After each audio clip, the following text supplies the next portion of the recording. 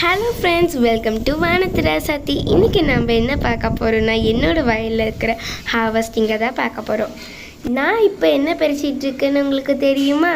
மணத்தக்காளி கீரை தான் கைஸ் பறிச்சிட்ருக்கேன். இந்த கீரைனா எனக்கு ரொம்ப பிடிக்கும். எங்கள் பாட்டி இதில் எனக்கு ஒரு குழம்பு செஞ்சு தருவாங்களா, அந்த குழம்பு நான் சாப்பிடுவேன்னா ரொம்ப டேஸ்டியாக இருக்கும்.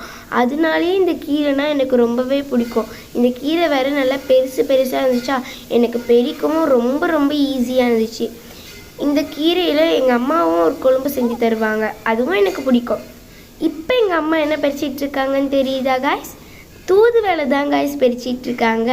எங்கள் பாட்டி இதுலேயும் ஒரு குழம்பு செய்வாங்க, அதில் நான் இட்லி வச்சு சாப்பிடுவேன். எனக்கு தொண்டை அடைச்சிட்ருக்கும் போதெல்லாம் இது செஞ்சு தருவாங்களா, எனக்கு ஒரு 3 நாள் கழித்து அது சரியாக போயிடும். எங்கள் அம்மா சொல்லுவாங்க, நீ தூதுவளை சாப்பிட்டதுனால தான் இப்போ உனக்கு சரியாக போயிருக்கு. எங்கள் அம்மா கையில் முள் குத்தி அவங்களுக்கு ரத்தமே வந்துச்சா, அதனால நான் விரும்பி ரொம்ப டேஸ்டியாக இருக்குமா அப்படின்னு சொல்லி சாப்பிட்டேன்னா பார்த்துக்கோங்களேன். எனக்கு இந்த கீரைனா அவ்வளவோ பிடிக்கும். ஏன்னா அது என்னோடய தொண்டை வலியெலாம் சரி பண்ணிடும். அதனாலேயே எனக்கு இது ரொம்ப பிடிக்கும். அதுக்கப்புறம் திடீர்னு எங்கள் பாட்டி வந்து கை ஃபுல்லாக மணத்தக்காளி கீரை வச்சுருந்தாங்களா.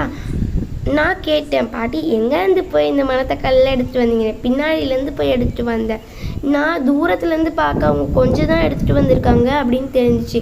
அதுக்கப்புறம் எங்கள் பாட்டி சொன்னாங்க, வா வீட்டுக்கு போகலாம். அதுக்கப்புறம் சேச்சா இவ்வளோ கொஞ்சம் வச்சுருக்கே, நாம் எப்படி வீட்டுக்கு போவோம், ஒரு நாளைக்கு கூட பத்தாது. அதுக்கப்புறம் கிட்டே போய் பார்த்தா இவ்வளோ வச்சுருக்காங்க. ஓகே காய்ஸ், இந்த வீடியோ உங்களுக்கு பிடிச்சிங்கன்னா லைக் பண்ணுங்கள், ஷேர் பண்ணுங்கள். தேங்க்யூ.